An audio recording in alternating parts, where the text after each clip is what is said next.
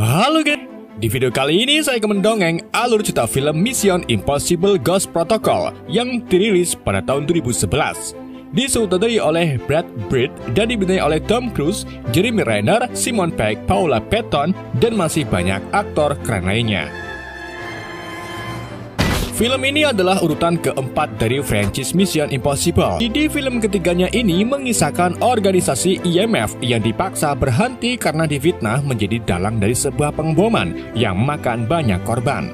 Alhasil Ethan dan timnya pun kembali bergerak untuk membersihkan nama baik IMF dan mengungkapkan seseorang yang ingin Rusia dan AS berperang. Gimana cerita selanjutnya? Mari kita simak.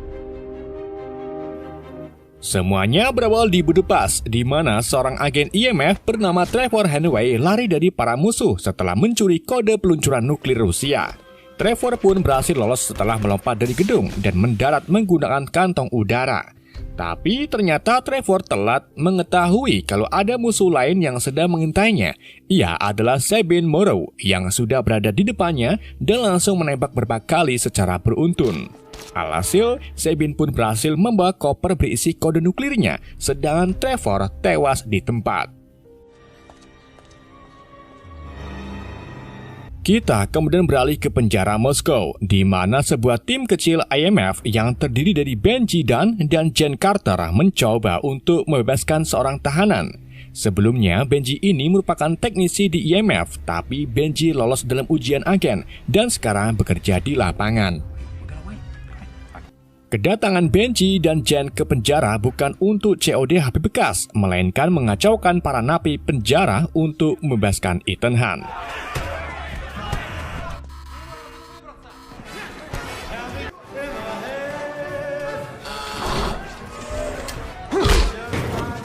Dalam pembebasan para napi untuk mengacaukan petugas sipir, Ethan tidak langsung keluar dan malah membebaskan salah satu tahanan sekaligus informan Ethan bernama Bogdan. Keduanya lalu kabur melalui lubang di ruangan gudang yang sudah dibor oleh Jen.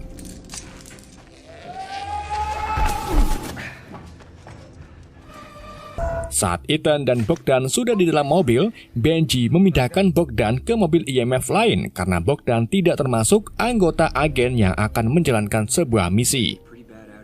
Jen kemudian mengungkapkan bahwa pembebasan Ethan ini perintah langsung dari Menteri Pertahanan AS.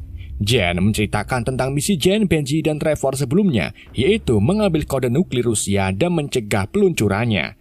Namun dalam pengambilan kode itu, Trevor gugur di tangan pembunuh bayaran yang tak lain lagi adalah Sabine Morrow. Gugurnya Trevor membuat Jen merasa terpukul karena ternyata Trevor adalah kekasih Jen. Ketika Ethan tahu tentang misi mengambil alih kode nuklir tersebut, yang terlintas di kepalanya adalah kode nama Cobalt. Cobalt itu sendiri adalah seseorang yang akan meledakkan nuklir dengan cara apapun. Sedangkan Sabine adalah orang yang pernah bekerja untuk Cobalt.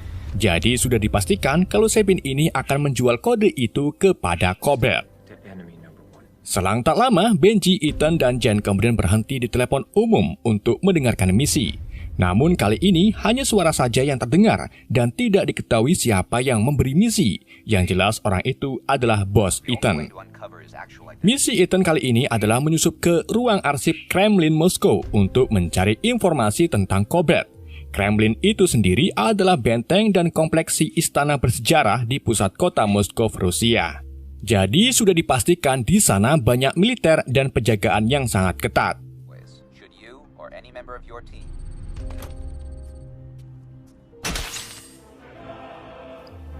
Keesokan harinya, Jen, Ethan, dan Benji mulai menjalankan misinya dengan Jen masuk ke area komplek istana Kremlin sambil membawa balon yang dilengkapi pemancar peretas.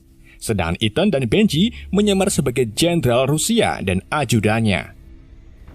Dengan menggunakan kendali jarak jauh, Jen kemudian menjatuhkan alat pemancar peretas tersebut ke dalam cerobong asap. Fungsinya agar nanti saat Ethan dan Benji melewati pos pemeriksaan, identitas penyamaran mereka terbaca di sistem Kremlin. Berkat alat pemancar itu, penyamaran Ethan pun berhasil dan keduanya mulai masuki gedung.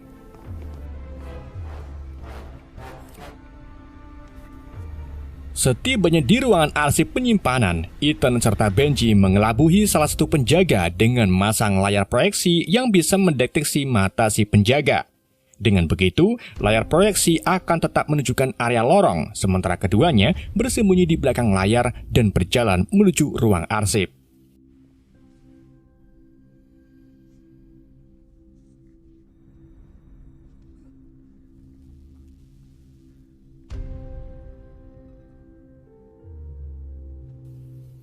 Ketika Ethan masuk ke dalam ruang arsip, ia mendapati bahwa ternyata catatan tentang Cobret hilang atau diambil oleh seseorang. Tak hanya itu, Ethan, Benji, dan Jen juga mengetahui kalau ada seseorang yang memakai frekuensi radio komunikasi sekitar, termasuk para penjaga, dengan memention ketua tim siap untuk meledakkan Kremlin. Ethan pun langsung beritahu Jen serta Benji kalau misi dibatalkan dan segera pergi meninggalkan gedung. Di saat itu juga, Ethan tak sengaja berpapasan dengan seorang pria Eropa bermata biru yang membawa sebuah koper. Tetapi Ethan menghiraukannya karena situasi saat ini sedang kacau. Ethan akhirnya berhasil keluar dari gedung dan mengganti penampilannya dengan sangat cepat. Beberapa detik kemudian, tiba-tiba ledakan besar terjadi. Ledakan itu menghancurkan bangunan Kremlin dan memakan banyak korban. Begitu pula dengan Ethan yang pingsan akibat terjadinya ledakan.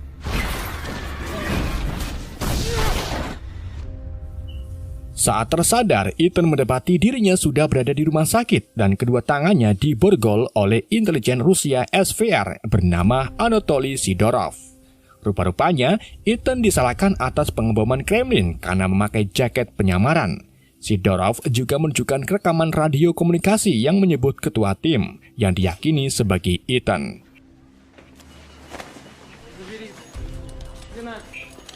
Ketika Sidorov sedang mengobrol dengan rekannya, Ethan berhasil lolos dari borgolnya hanya dengan penjepit kertas. Ia kemudian keluar melalui jendela dan menggunakan gaspernya untuk meluncur ke kabel dan jatuh di mobil yang kebetulan sekali sedang melintas. Ethan lalu melanjutkan jalannya sembari mengutil beberapa pakaian dan mengambil handphone milik orang lain untuk menghubungi pihak IMF guna meminta penjemputan. Tak lama kemudian, Ethan dijemput oleh sekretaris IMF yang kebetulan sekali berada di Moskow bersama seorang analis lapangan bernama William Brand. Ethan lalu mendeskripsikan rupa pria Eropa yang ia temui di Kremlin dan kemungkinan itu adalah Cobret. Mendengar ciri-ciri yang disebutkan Ethan, Brand pun dengan yakin kalau pria Eropa itu adalah Kurt Hendrik, seorang ahli strategi perang nuklir antara AS dan Rusia. Ethan lalu menjelaskan bahwa dirinya melihat Hendrik membawa tas yang berisi pengontrol rudal yang dicuri dari Kremlin. Hendrik juga sengaja meledakkan Kremlin untuk menutupi jejak pencuriannya. Gak cuma itu, ternyata Hendrik adalah pelaku yang meretas frekuensi komunikasi Ethan dan menyebutnya ketua tim, sehingga orang-orang berpikir kalau Ethan lah dalang di balik pengeboman Kremlin. Dengan begitu, tingkat ketegangan antara AS dan Rusia semakin meningkat. Alhasil, IMF pun disalahkan dan dipaksa untuk dinonaktifkan. Akan tetapi, sekretaris IMF menyebutkan bahwa Presiden Amerika memulai Ghost Protocol, di mana keberadaan IMF tak dianggap dan Ethan serta timnya disalahkan sekaligus harus dihukum atas terjadinya pengeboman Kremlin. Kecuali jika Ethan dan tim berhasil kabur dari tahanan pemerintah dan menangkap pelaku yang sebenarnya yaitu Cobret alias Hendrik. Si sekretaris kemudian memberi Ethan flash disk yang berisi sebuah misi. Tapi bersama dengan itu, tiba-tiba mereka diserang oleh pasukan Sidorov dari belakang yang membuat mobil mereka menyemplung ke sungai.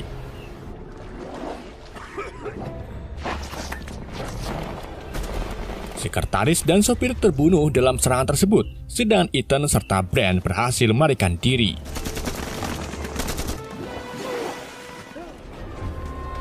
Ethan dan Brand lalu pergi ke markas rahasia IMF yang berada di dalam sebuah gerbong kereta. Di situ, keduanya kembali berkumpul dengan Benji dan juga Jen yang berhasil selamat dari ledakan Kremlin. Ethan kemudian menjelaskan misinya, yaitu mencegah terjadinya transaksi kode peluncuran nuklir di gedung Burj Khalifa yang dijual oleh pembunuh bayaran Sabin ke Cobret alias Hendrik. Tapi dalam pertemuan itu, Hendrik tidak akan muncul dan menyuruh anak buahnya yang bernama Winstrom untuk menemui Sabine. Oleh karena itu, Ethan menegaskan kalau Sabine dan Winstrom adalah aset penting dan jangan sampai ada yang membunuhnya sebelum mereka menangkap si Hendrik.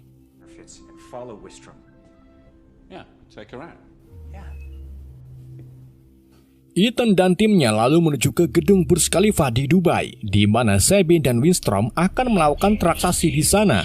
Namun sebelum menjalankan misinya, mereka harus meretas keamanan gedung untuk mengontrol sistem. Dan satu-satunya cara untuk masuk ke dalam ruang kontrol, Ethan harus menyusup melalui jendela. Tentunya, ini bukanlah tugas yang mudah, karena ruangan itu berada di lantai 130. Dengan menggunakan sarung tangan yang bisa menempel di kaca sangat erat, Ethan pun memberanikan diri merembet-merembet menaiki gedung. Di adegan ini, Tom Cruise tidak menggunakan stuntman, dan Tom benar-benar menaiki gedung Burj Khalifa dengan bantuan tali. Sungguh aktor yang totalitas. Tepuk tangan buat Tom Cruise. Siapa yang kentut, cuk? Dalam adegan tersebut, salah satu sarung tangan Ethan kehabisan daya yang membuat Ethan berjuang mati-matian untuk mencapai lantai 130 hanya dengan satu sarung tangan saja.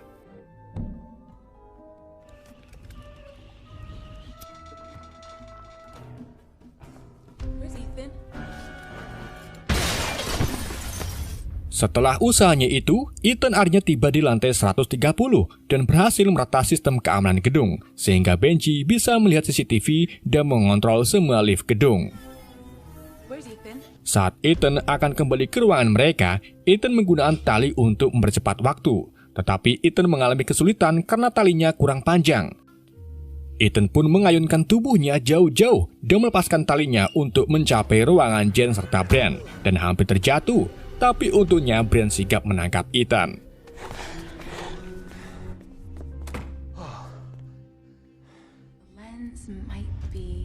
Untuk mencegah transaksi kode nuklir itu terjadi, mereka berencana untuk menukar kode nuklir asli dengan yang palsu.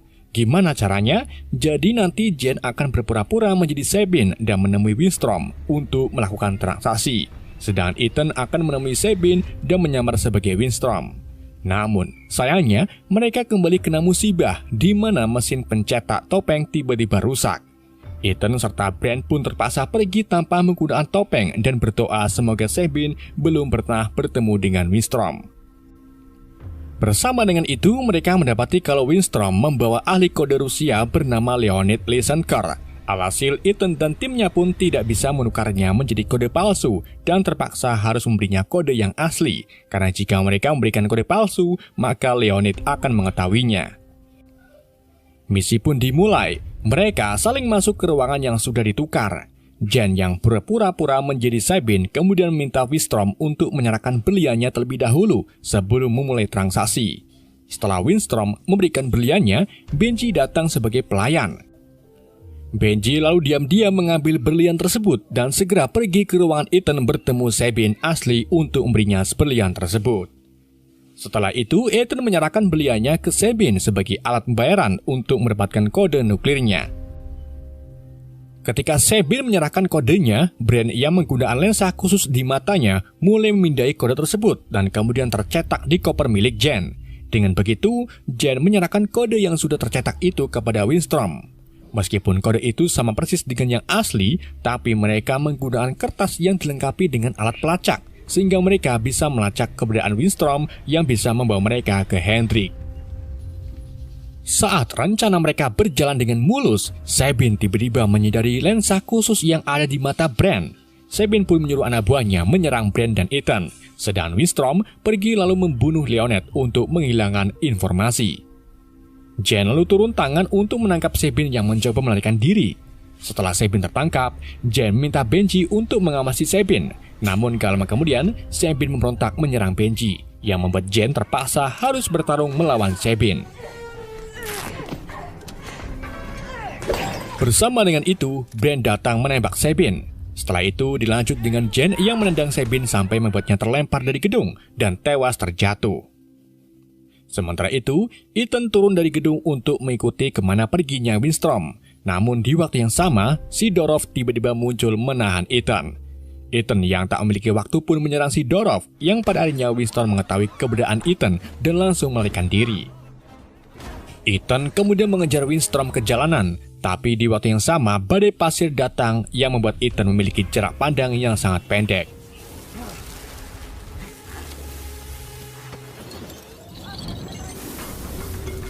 Meskipun begitu, Ethan mampu mengetahui kemana perginya Winston hanya dengan instingnya.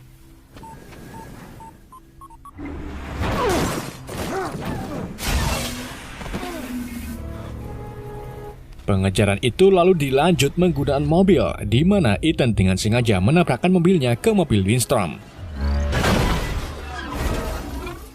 Tapi lagi-lagi Ethan kehilangan Winston karena Winston menaiki sebuah truk, dan di saat itu juga Winston merobek wajahnya, yang ternyata di balik topeng tersebut adalah si Hendrik itu sendiri. Ethan dan timnya kemudian kembali berkumpul, namun mereka malah saling menyalahkan satu sama lain. Ethan pun angkat bicara sambil menanyakan siapa Brand sebenarnya, karena untuk ukuran seorang analis, Brand cukup jago dalam bela diri. Namun karena Brand tak memberikan jawaban, Ethan pun pergi begitu saja untuk menemui seorang teman. Di samping itu, Benji, Brand, dan Jen lalu mulai menggibah, di mana Brand mengungkapkan kalau dirinya adalah seorang agen rahasia yang 6 tahun yang lalu ditugaskan untuk melindungi Ethan dan juga istrinya Julia tanpa sepengetahuan keduanya saat di Kroasia. Hal itu dikarenakan para pemburu Serbia sedang memburu Ethan dan Julia. Pada suatu hari saat Brand dan anak buahnya mengamati Ethan, Brand melihat Ethan pergi meninggalkan Julia di sebuah rumah. Brand pun berencana untuk mengikuti Ethan, sedang anak buahnya ditugaskan untuk menjaga Julia. Namun selang beberapa hari, anak buah Brand ditemukan pingsan dan Julia diketahui telah meninggal. Dan alasan Ethan masuk ke penjara Moskow di awal film, yaitu karena Ethan membunuh para pembunuh Serbia tersebut.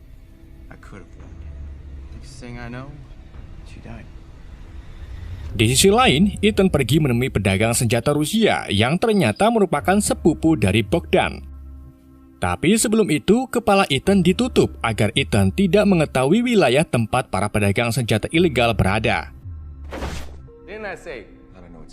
Setelah dibawa ke tempat pedagang senjata, Ethan memberitahu pedagang tersebut tentang ancaman nuklir dan bertanya di mana Hendrik bisa mendapatkan satelit yang sudah usang untuk sinyal kontrolnya ke rudal. Pedagang itu pun memberi informasi kalau ia memfasilitasi satelit usang ke pengusaha telekomunikasi Mumbai, India bernama Bridge Nuts. Dan Hendrik juga akan berada di Mumbai untuk melakukan peluncuran rudal. Jadi yang dikejar-kejar Hendrik bukanlah nuklir, melainkan rudal. Setelah mendapatkan informasi, Ethan kembali bertemu dengan timnya dan menyampaikan informasi yang sudah ia dapat. Mereka kemudian langsung terbang ke Mumbai untuk menemui Bridge Nut dan menanyai tentang kode kendali satelit usang.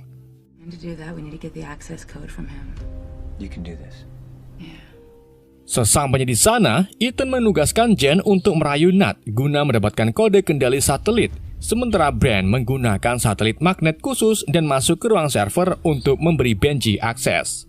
Meskipun cukup susah untuk masuk ke dalam ruang tersebut dikarenakan adanya kipas raksasa, tapi Brand akhirnya berhasil mencapai ruang server.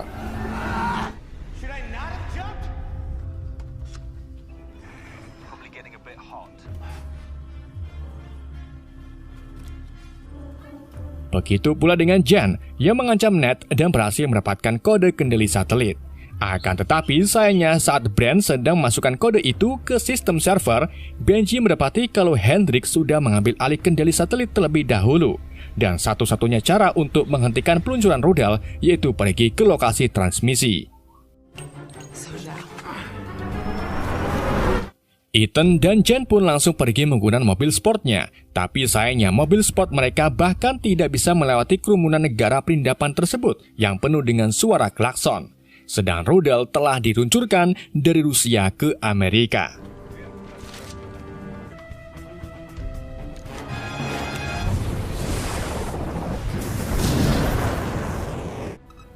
Kini kesempatan terakhir mereka adalah mengendalikan rudal yang baru saja diluncurkan. Saat mereka sampai di tempat transmisi, Ethan langsung mengejar Hendrik yang lari terbirit-birit, sedangkan Jen, Bran, dan Benji harus berurusan dengan Wistrom yang mencoba merusak alat transmisi. Dalam usahanya itu, Jen tertembak oleh Wistrom, jadi Bran pun pergi untuk menjatuhkan Wistrom, sedangkan Benji mencoba menghubungkan kembali alat-alat transmisinya. Di samping itu, Ethan mengejar Hendrik ke menara parkir mobil otomatis dan berusaha merebut koper yang berisi perangkat peluncuran. Keduanya saling kejar-kejaran untuk mendapatkan koper tersebut, sampai akhirnya Hendrik mendapatkannya kembali dan nekat terjun dari lantai atas untuk mengulur waktu dan membunuhnya. Ethan pun berpikir 2 kali jika mengikuti cara Hendrik, dia juga akan meninggal.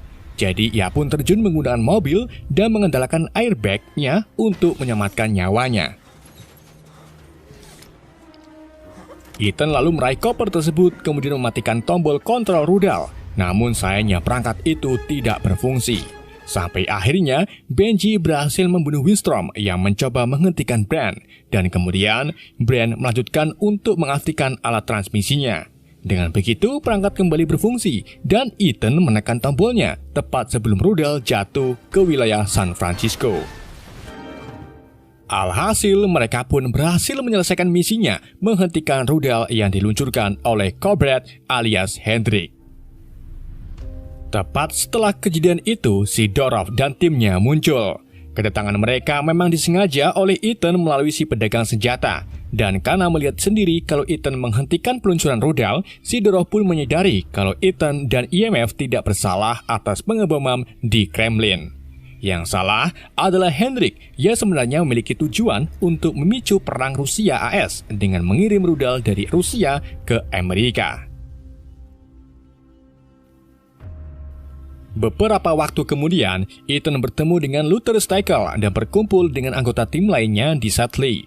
Sebelum Luther pergi, ia menawarkan misi baru kepada Ethan dan para timnya, di mana misi tersebut adalah menghentikan pencurian bom. Jen dan Benji pun menerima tawaran tersebut, namun tidak dengan Bran. Bran lalu mengakui tentang kegagalannya menjaga Julia, namun Ethan mengungkapkan kalau Julia sebenarnya masih hidup. Dan Ethan sengaja memalsukan kematian Julia agar istrinya itu terlindungi dari kejahatan. Mengingat kalau pekerjaan Ethan harus berurusan dengan orang-orang jahat. Bran yang lega mendengar pernyataan Ethan pun akhirnya menerima misi dari Luther. Di saat yang sama, Ethan melihat Julia dari kejauhan dan semuanya terlihat baik-baik saja. Ethan kemudian mendapat tugas untuk mengejar para teroris yang disebut The Syndicate. Film pun ditutup dengan Ethan yang berlari ke arah asap sate dan menghilang seperti hantu. Film pun bersambung. Oke guys, itulah alur cerita film Mission Impossible 4 atau Ghost Protocol. Semoga kalian terhibur dengan alur cerita yang saya bawakan. Mohon maaf jika ada kesalahan dalam penyampaiannya.